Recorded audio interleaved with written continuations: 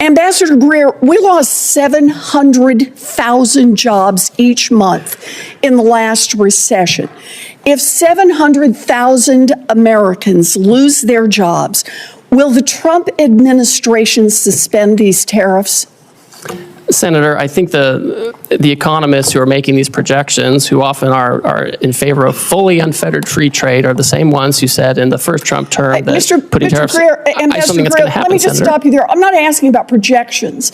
I'm asking if the numbers show that 700,000 people have lost their jobs because of these new tariffs that Trump has slapped on. Will the administration reverse course and lift those tariffs? Senator, that's not going to happen. We've lost 5 million manufacturing jobs over the years, which is the number I'm most worried about, and we have to get those jobs back. So I take that as... There seems to be a never-ending stream of scandals emerging from the Trump administration, making it hard to keep track of them all. This clearly appears to be a challenge for Donald Trump's press secretary, Carolyn Leavitt, as evidenced during her press conference today. Two specific topics triggered an intense reaction from her, leading to a full-blown meltdown. The first was questions about Trump's tariffs and their damaging impact on the economy, which prompted her to lash out at the press. The second was when she completely lost it after being asked about the internal division within MAGA, a conflict stoked by Trump's co-president Elon Musk. It was a chaotic and disastrous press briefing, and we're going to break it down. But before we do, if I could quickly ask you to leave a like on this video, and if you haven't already and you enjoy our channel, to hit that subscribe button. It goes a long way. And it really does mean a lot to me now. Before we can get into that meltdown, of course, we have to see where Carolyn Leavitt started. And that was with some of the worst propaganda I have ever seen in this clip right here. The president's message has been simple and consistent from the beginning. To countries around the world, bring us your best offers, and he will listen. Deals will only be made if they benefit American workers and address our nation's crippling trade deficits. America does not need other countries as much as other countries need us, and President Trump knows this. He's going to use the leverage of our markets and our country to the advantage of the people he was sworn in to represent. On the other hand, countries like China, who have chosen to retaliate and try to double down on their mistreatment of American workers, are making a mistake. President Trump has a spine of steel, and he will not break, and America will not break under his leadership. He is guided by a firm belief that America must be able to produce essential goods for our own people and export them to the rest of the world. A strong America cannot be solely dependent on foreign countries for our food, medicines, and critical minerals. And America must... Trump has a spine of steel. The man is constantly like bending forward. It's like it's melting steel, if that's what it is. But this North Korea level propaganda from Carolyn Leavitt just continues to get more and more uncomfortable every single day. Like, this is state media stuff coming out of her. And what I really can't understand is this idea that she's trying to do two things at once with the tariff discussion. Both that Donald Trump is willing to negotiate on tariffs, but they're also never going away. And they're the most important thing that's ever happened to America. And I'm not the only one with that question. A reporter asked it as well, right here. One being, can you explain the White House's evolution from this is not a negotiation on tariffs to countries should pitch us and start negotiations on tariffs? Sure. As the president said yesterday, Jasmine, both things can be true at the same time. And it is a non-negotiable position that the United States has faced a national security and economic crisis because of the unfair trade practices by countries around the world. As for the president, I have maintained this position. The entire administration has always said that President Trump is willing to pick up the phone and talk. And the president met with his trade team this morning, and he directed them to have tailor-made trade deals with each and every country that calls up this administration. You can't do both things at once. It's simply not possible to have permanent tariffs, something that's been treated as a top priority, while also negotiating them with the ultimate goal of eliminating them, especially when everyone knows how harmful they are. The messaging is all over the place, and it's clear that no one in the cabinet, no one on the press team, and not even Donald Trump himself can keep it straight. In fact, Trump has probably never even understood what a tariff is. What is clear, though, is the significant impact tariffs have, which Carolyn Levitt was questioned about, but she tried to dodge answering this question right here. And then yesterday, Goldman Sachs put out a research note. It put the odds of a recession at 45% within the next 12 months, up from 35%. But Peter Navarro guaranteed last night, no recession. Does the president agree with him on that? I know the president in the past has been leery of making definitive statements on that. I can speak for the president, and I can speak for the optimism that he sees in our economy every day. Again, when you talk about the massive deregulatory efforts that are happening across the board, when you talk about how oil prices are down, gas prices are down, egg prices are down, we're cutting costs for the American worker, for the American consumer. We also see trillions of dollars of investments pouring into this country every day, and we're working hard now on the tariff side of the president's economic agenda. But don't forget, the next side of this is tax cuts, and we're counting on Capitol Hill to get those done, the largest tax cuts in history. Does that mean that without those tax cuts coming through, that the likelihood of a recession is greater? No, that's not what I said. I'm just saying be mindful of the whole of government economic approach that this administration is taking every day. Sure. When Carolyn Levitt, the ultimate propagandist, can't even defend the fact that we're heading into a recession, it's clear things are in trouble. She couldn't provide a straight answer or confidently say, no, we're not going into a recession. President Trump is fantastic, and the economy is going to thrive. Instead, she resorted to saying, I trust him, which seems to be what the government is asking us to do a lot these days. The same people who've been telling us not to trust anything, believe every conspiracy theory, and claim that government is broken, are now insisting that we should trust the government. It's a contradiction, especially when the people running it are, according to many, including Elon Musk, among the least competent around. And when Levitt was questioned about Donald Trump and his trade advisors, this is how she responded. There's been some public sparring between Elon Musk and the president's trade advisor, Peter Navarro, on some of these tariffs. Musk actually referred to Navarro today as being, quote, dumber than a sack of bricks. Are you at all, or is the administration, the president, all concerned that this is maybe impacting the public's understanding of these tariffs? It might be messing with the message on it? No, look, these are obviously two individuals who have very different views on trade and on tariffs.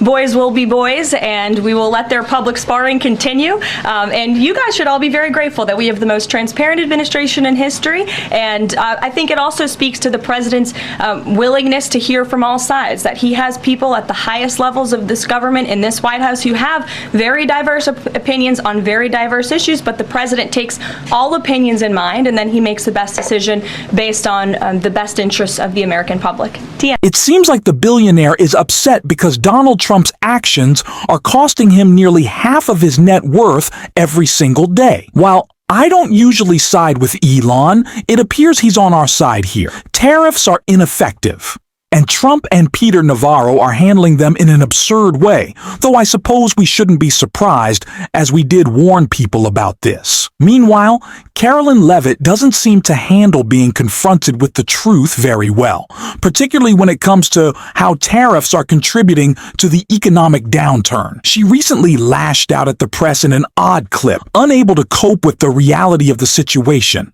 I do just want to point out one thing, that the president, everybody in Washington, whether they want to admit it or not, knows that this president is right when it comes to tariffs and when it comes to trade. In fact, Democrats have long said that the United States of America has been ripped off by the countries around the world. They just don't want to admit it now because it's President Trump who is saying that. Actually, no. We don't know that Donald Trump is right. We don't oppose the plan just because it's him.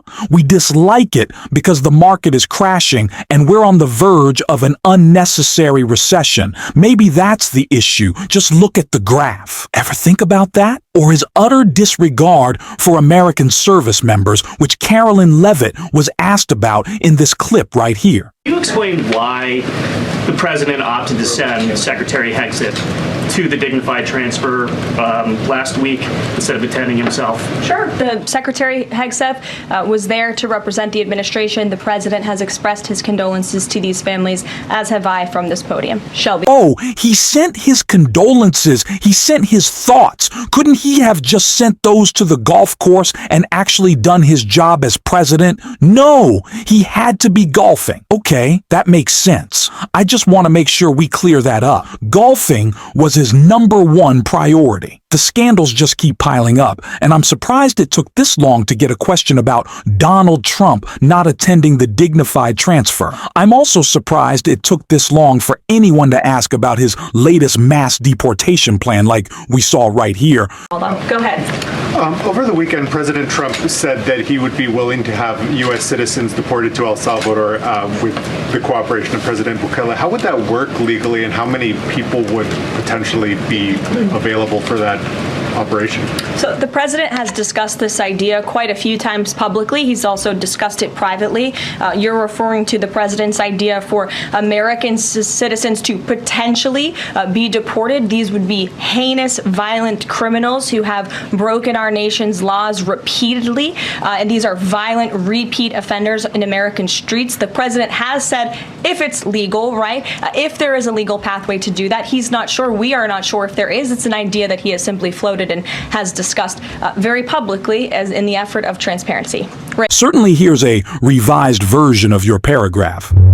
Carolyn, let's clarify this matter. Deporting American citizens is unequivocally illegal. Such actions are not permissible under any circumstances. The mere suggestion of this reflects a strategy rooted in fear and intimidation, aiming to manipulate public sentiment. This approach serves to consolidate power and personal interests, reminiscent of tactics employed during tariff disputes. A notable example is Senator Elizabeth Warren's recent confrontation with President Trump's trade representative, which shed light on these manipulative practices. This revision aims to present your points more clearly and professionally.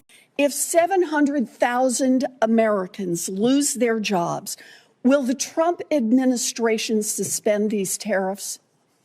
Senator, I think the economists who are making these projections, who often are in favor of fully unfettered free trade, are the same ones who said in the first Trump term that putting tariffs. Greer, something that's going to happen, let me just stop you there. I'm not asking about projections. I'm asking if the numbers show that 700,000 people have lost their jobs because of these new tariffs that Trump has slapped on. Will the administration reverse course and lift those tariffs? Senator, that's not going to happen. We've lost 5 million manufacturing jobs over the years, which is the number I'm most worried about, and we have to get those jobs back. So I take that as a no. Let me try another one. Moody's says that if the Trump tariffs remain in place, we will definitely plunge into a recession, which will ultimately cost 3.5 million Americans their jobs. So, Ambassador Greer, if Trump's tariffs push 3.5 million people out of work, will the Trump administration reverse course and lift those tariffs? Senator, the Wall Street analysts are wrong. They never want to have any kind of change to the status quo. Right or wrong. But that's who you're quoting to me, Senator. I'm giving you a number. If Trump tariffs push workers out of their jobs and raise prices, as Fed Chair Powell has predicted, will you reverse course then?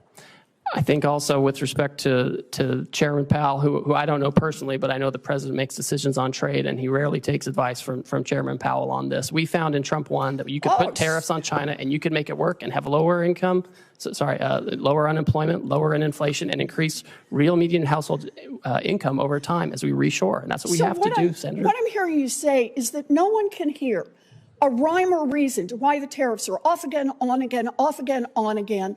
But what you're telling us is the fact that hundreds of thousands, even millions of people could lose their jobs and that prices could go up will not be a factor for you or for Donald Trump for rolling those tariffs back. This has to be the most unpopular policy we've ever come out of, seen come out of an administration, and we should act like it and message like it and be talking about it all the time. It's certainly what we're going to be doing on this show. And if you want to support that, as always, you can hit that subscribe button, leave a like on this video, and if you stuck around to the end, you can drop a blue heart in the comments. And until next time, I will see you soon.